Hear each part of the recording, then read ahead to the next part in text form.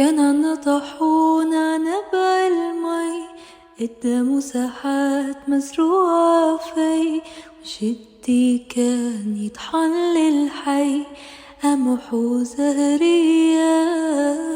ويبقوا الناس بهالساحات شي معون اكياس شي عربيات،